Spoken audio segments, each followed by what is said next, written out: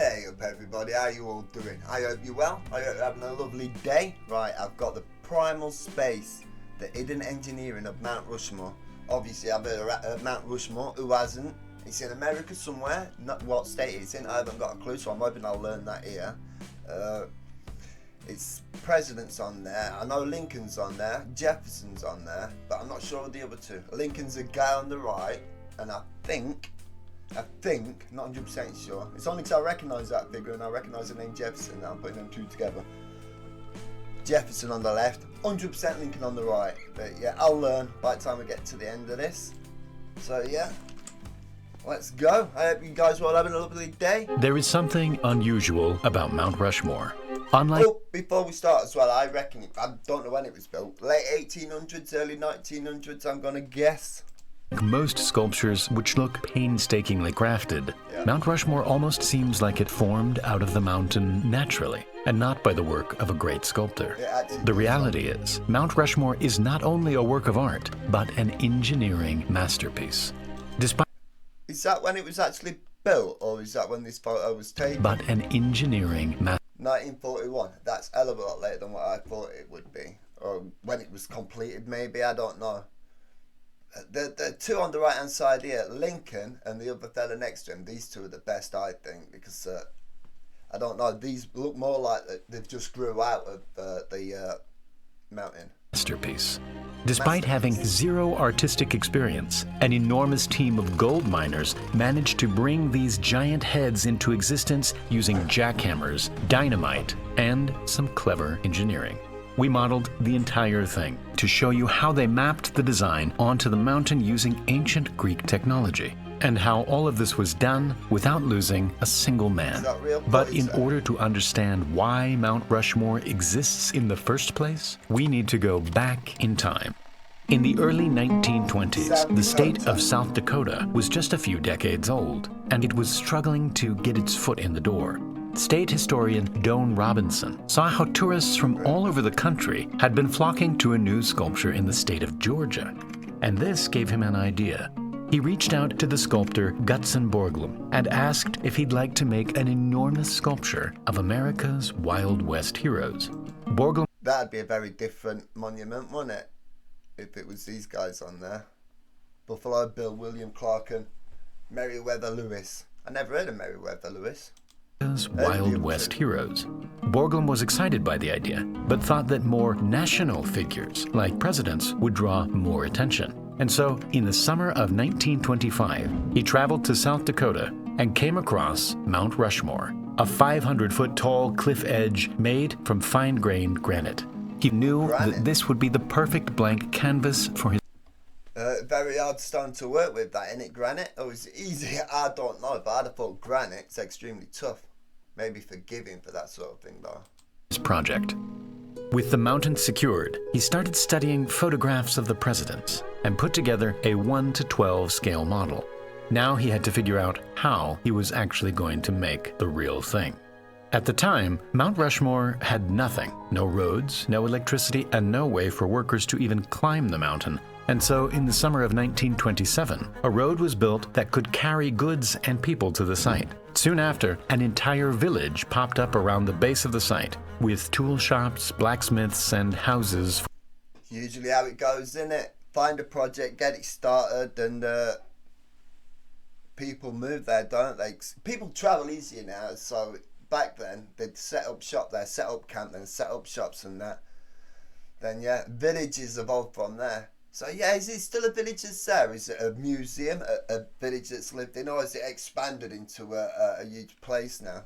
Obviously, South Dakota, I don't really know that place, but obviously I don't know any place of America. I've never been, but it's not a place that I can picture in my head, South Dakota.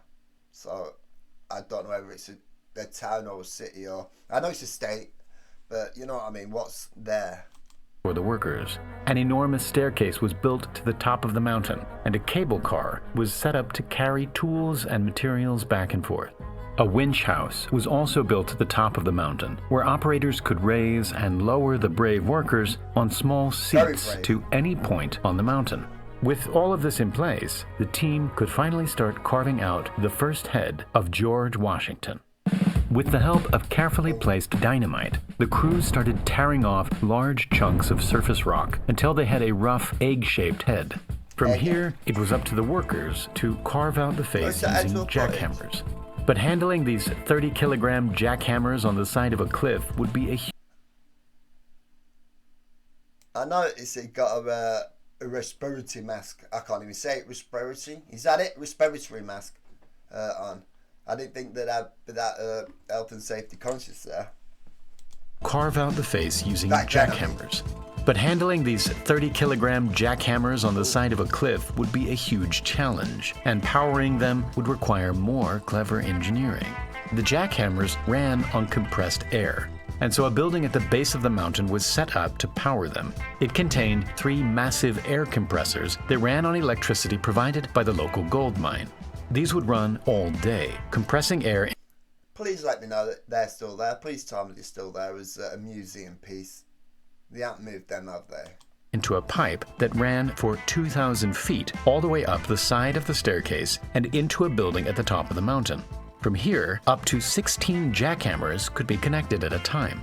To stop the jackhammers from jumping all over the rock, they developed their own techniques, sometimes installing chains to grab onto, and sometimes using their own feet to guide the jackhammer into the rock.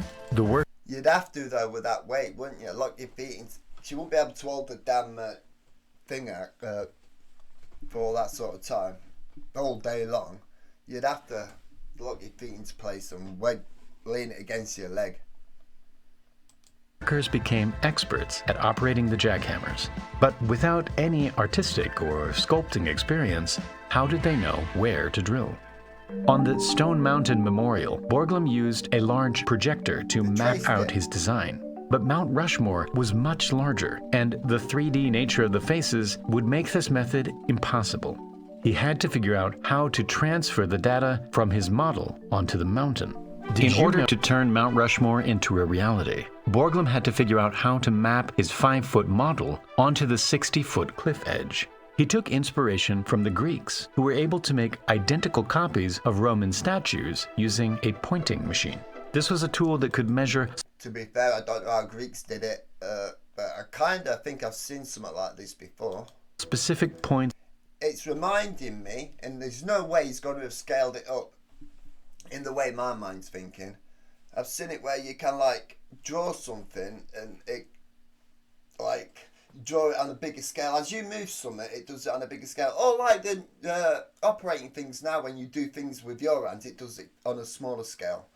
But that's kind of like reminds me of that. If you connected it to something else, you copied something and it scale it whichever way you wanted it.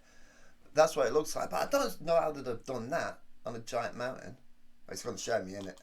On a sculpture relative to a reference point. This could then be transferred onto a different sculpture, giving the artist a guide to carve to. By doing this for thousands of points, the exact shape of the sculpture could be replicated.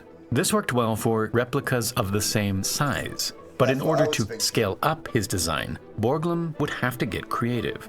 He came up with his own pointing machine, which was essentially a metal arm with a weighted point at one end that could swing around a fixed axis.